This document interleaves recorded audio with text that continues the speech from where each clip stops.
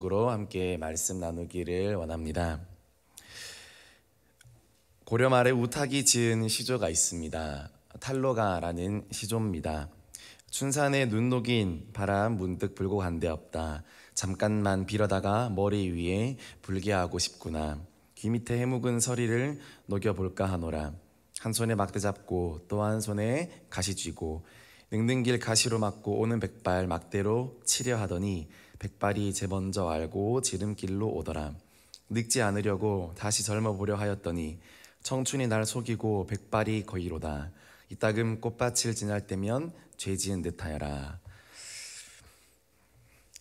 늙어가는 자신의 모습을 이렇게 한탄하며 지은, 물론 또 어떤 유쾌하게 표현한 부분도 있지만 그러나 정말 늙어가는 자신의 모습을 보면서 그렇게 지은 시조입니다.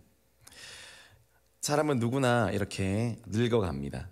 시간이 지나면 노화가 옵니다. 노화를 늦출 수는 있지만 그러나 멈출 수는 없습니다. 그런데 보면 확실히 운동을 열심히 하시고 그리고 식단을 꾸준히 관리하시는 분들은 정말 나이에 맞지 않게 젊어 보이는 분들도 요즘에는 많이 있는 것을 저는 보았습니다. 그러나 그것은 노화가 늦어지는 것뿐이지 노화가 멈춘 것은 아니라는 것입니다. 누구도 낡아지는 것을 피해갈 수 없습니다. 더 나아가서 영원한 것은 없습니다. 이 지구도 이 우주도 다 결국에는 사라지게 된다는 것입니다. 영원히 타오를 것만 같던 저 태양도 수명이 있습니다. 언젠가는 다 사라지게 됩니다. 결국 모든 것은 다 끝이 있다는 것입니다. 이 세상에 영원히 남아있는 것은 없다는 것입니다. 여기서 예수님 믿지 않는 많은 사람들은 여기서 이제 허무주의를 느끼게 됩니다. 우연으로 태어난 인생, 그리고 우연히 살다가 죽을 수밖에 없고 어차피 사라지는 인생, 그렇게 그것이 인생의 전부이기에 얼마나 많은 사람들이 인생의 의미를 찾으려고 했습니까? 얼마나 많은 사람들이 인생을 정의합니까? 그러나 다 거기서 거깁니다. 왜냐하면 아무리 그럴싸한 인생의 의미가 있다 하더라도 결국에는 우연히 태어났다가 우연히 살다 결국에는 죽는 것이 인생의 본질이기 때문입니다. 다른 어떤 수식어를 갖다 붙인다 하더라도 하나님 없이 예수님 없는 그런 인생의 의미는 아무리 좋아 보인다 하더라도 새로울 것이 없다는 것입니다. 그러므로 철학자들의 그런 고민과 예수님 없는 고민은 정말 미안한 말이지만 불필요한 수고를 한 것입니다. 그러나 성경은 말합니다.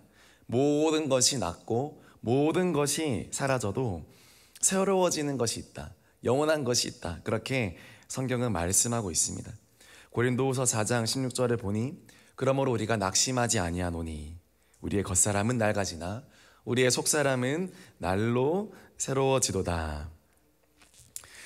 우리는 젊음이 쏜살같이 지나가고 죽을 날이 가까우면 가까울수록 인생의 큰 낙심과 절망이 들이오게 됩니다.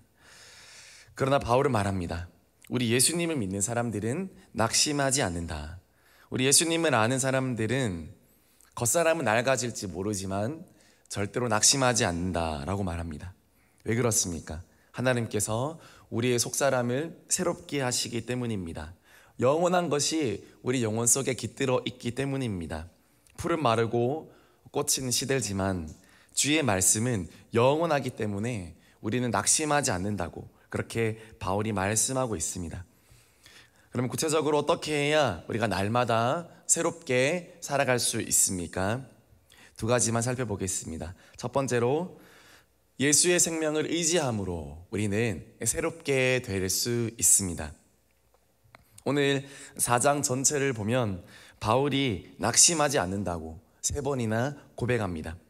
고린도서 4장 1절에 그러므로 우리가 이 직분을 받아 긍휼하심을 입은 대로 낙심하지 아니하고, 고린도서 4장 8절 말씀에 우리가 사방으로 우겨쌈을 당하여도 쌓이지 아니하며 답답한 일을 당하여도 낙심하지 아니하며.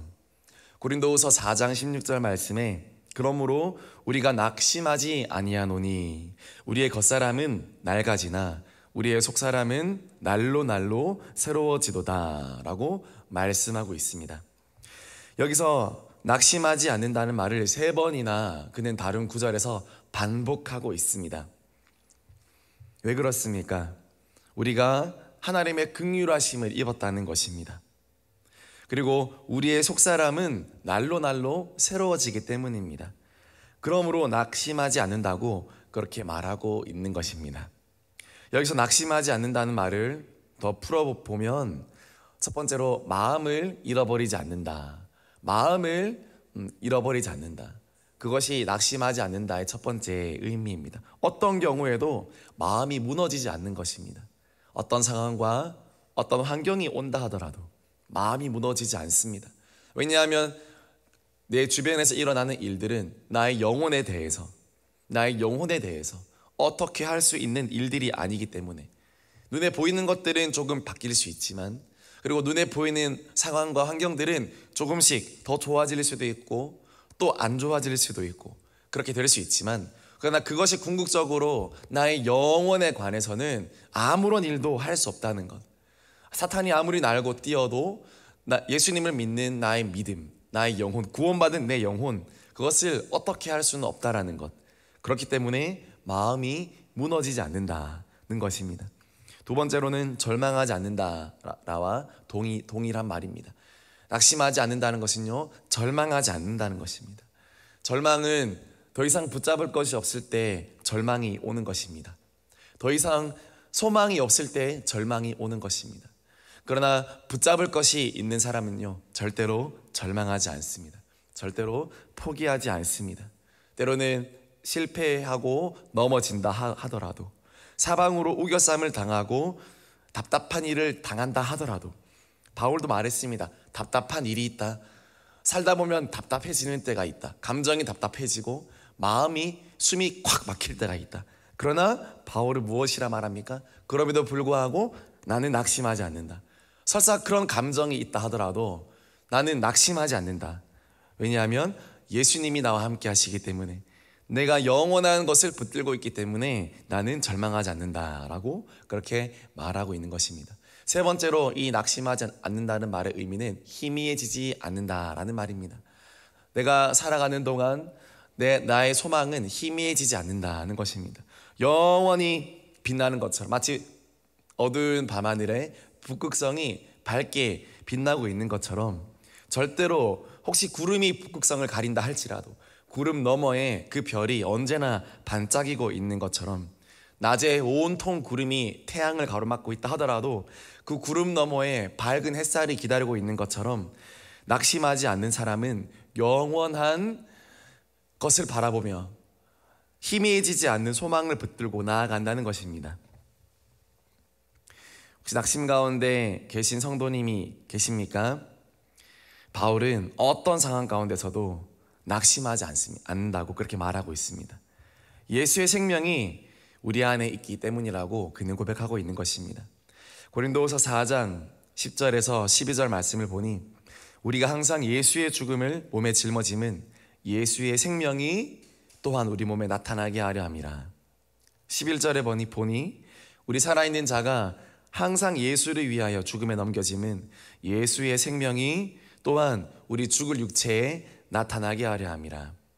12절에 보니 그런즉 사망은 우리 안에서 역사하고 생명은 너희 안에서 역사하느니라고 말씀하고 있습니다.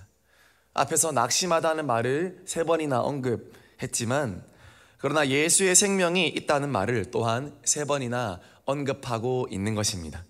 낙심이 올 때마다 우리는 어떻게 대처해야 되겠습니까?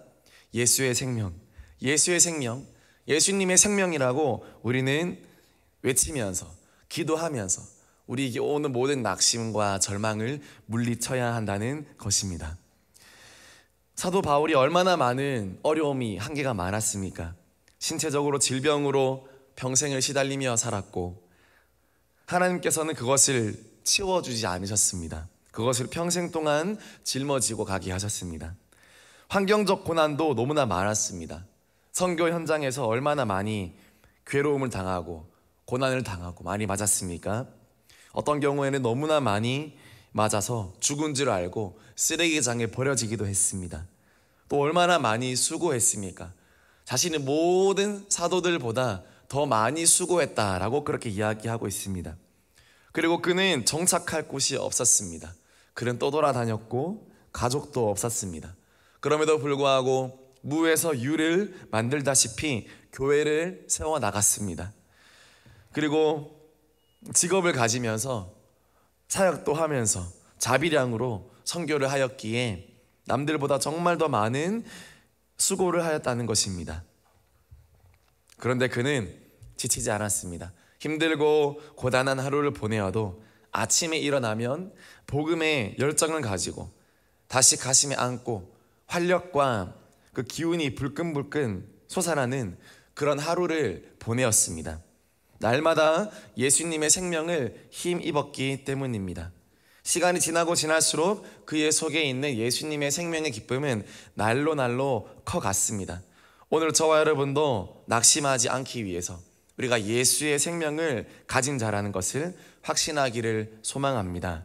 예수님의 생명이 저와 여러분들 가운데 있기 때문에 우리는 절대로 낙심하지 않습니다. 혹시 내가 힘들고 때로는 아프다 하더라도 그러나 우리는 영원히 하나님과 함께 살고 먹고 지낼 그런 하나님의 자녀들입니다. 그 어떤 것도 심지어 사망도 저와 여러분들을 주장할 수 없음을 믿습니다. 바울도 말했습니다. 사망아 너가 쏘는 것이 어디 있느냐? 사망아 너가 우리를 공격하는 것이 어디 있느냐? 우리 예수 그리스도로 말미암아 감사하리로다 라고 바울이 말했습니다. 죽음도 어찌할 수 없는 예수의 생명을 저와 여러분들이 오늘 가질 때, 그것을 믿을 때, 그것을 확신할 때 오늘 하루도 낙심하지 아니하고 새롭게 될 줄 믿습니다. 두 번째, 마지막으로 어떻게 낙심하지 않을 수 있습니까? 미래의 영광을 바라봄으로 우리는 새로워질 수 있습니다. 바울은 미래지향적인 삶을 살았습니다. 그는 언제나 앞을 향해, 언제나 표대를 향해 달려갔습니다. 세상에는 두 사람의 유형이 있습니다. 먼저는 롯의 아내와 같은 유형입니다. 어떤 유형입니까? 뒤돌아보는 인생입니다. 늘 돌아봅니다. 뒤가 아쉽고 뒤가 아깝고 뒤가 후회되고 늘 뒤돌아보는 그런 인생이 있습니다.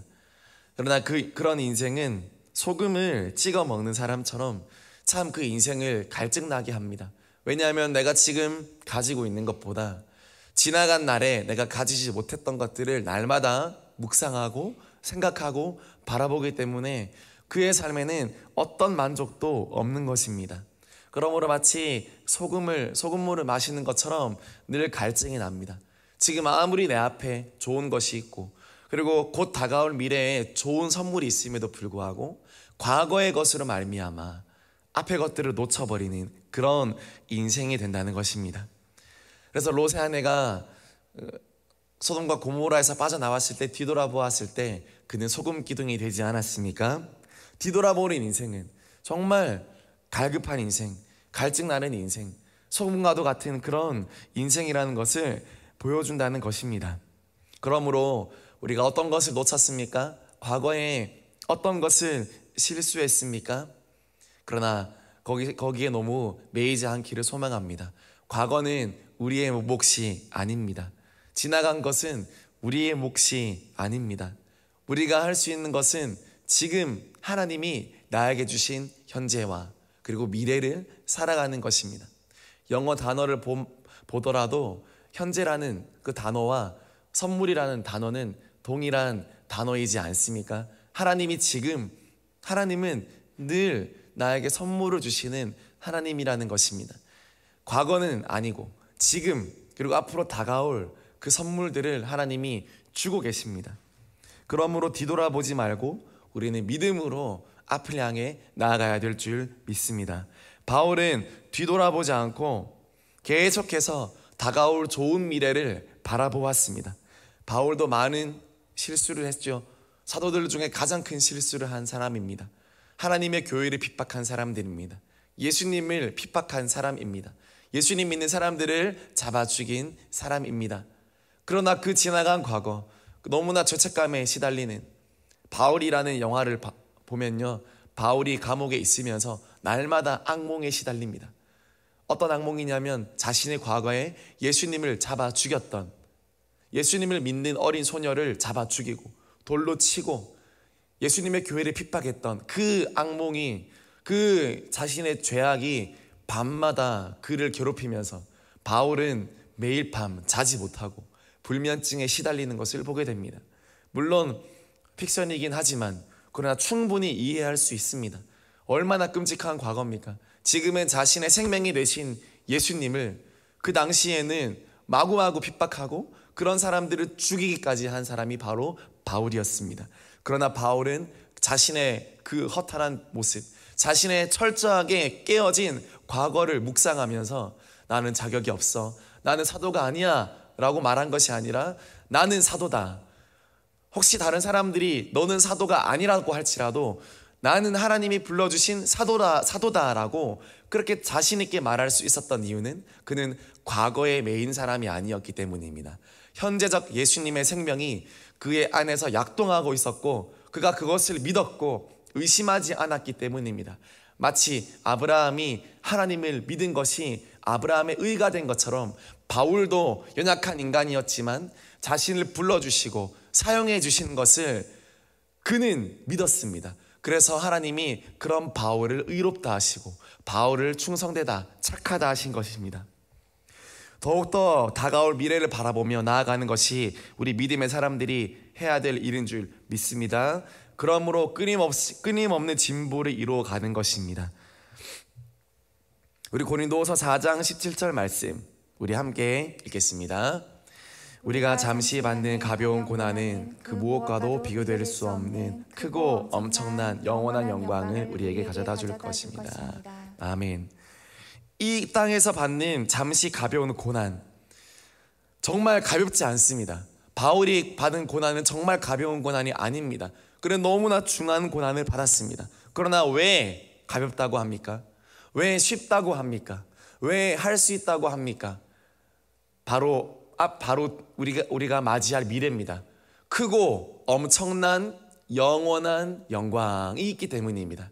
그러므로 우리 인생은 상대적인 인생입니다. 그 어떤 것도 절대적인 인생은 없습니다. 그 어떤 것도 절대적인 고난도 없습니다. 그 어떤 것도 절대적인 절망도 없습니다. 그 어떤 것도 절대적인 아픔도 없습니다. 비록 그렇지만 그런 것들이 실존하지만 그러나 영원한 영광, 하나님이 우리에게 주시는 그 은혜, 그 영광, 그 생명에 비교하면 지금 내가 받는 고난은 가볍다라고 할 정도로 그것은 우리가 맞이할 미래는 아주 영광스러운 것이라고 바울은 그렇게 말하고 있습니다. 지금 내가 받고 있는 이 시련이 너무나 혹독하십니까? 너무나 큽니까? 너무나 어렵습니까? 그러나 미래를 주시는 하나님을 날마다 소망하기를 우리가 소망합니다. 날마다 믿음을 주시고 다가올 영광을 주시는 하나님을 우리가 기다리기를 소망합니다. 그러면 현실을 뛰어넘어 오는 하루도 믿음 가운데 승리할 수 있을 줄 믿습니다. C.S. 루이스는 나니아 연대기라는 책을 썼습니다. 그는 이 소설을 쓰게 된 이유와 동기를 말합니다. 이렇게 말합니다. 나는 아이들뿐만 아니라 누구에든지 우리 눈에 보이는 것이 현실의 전부가 아니라는 것을 깨닫도록 해주고 싶었습니다. 그것이 C.S. 루이스가 나니아 연대기를 쓴 쓴 동기라는 것입니다. 그렇습니다.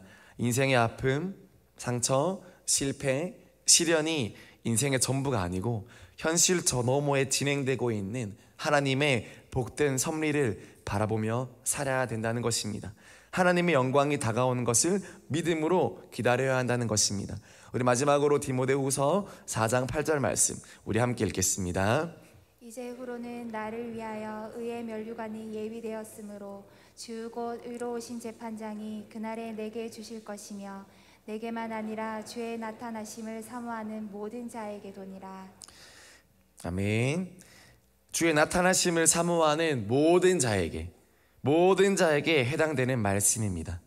오늘 우리도 예수님의 생명을 내 가슴에 새기고, 그리고 미래에 나에게 주실 영광, 나에게 선물로 주실 그 미래, 그 천국, 그 은혜를 우리가 날마다 바라보면 우리에게 새로운 힘이 넘쳐나게 될 줄 믿습니다. 말씀을 마무리합니다. 날마다 우리가 새롭게 살아가기를 소망합니다. 어떻게 새로워질 수 있습니까?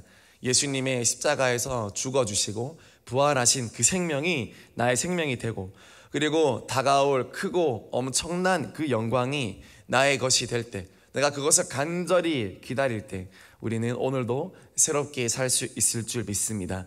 이런 예수의 생명으로, 또 미래를 향한 소망으로 오늘 이 새벽에 가득가득 넘쳐나시기를 주님의 이름으로 축복합니다. 우리 같이 기도하겠습니다.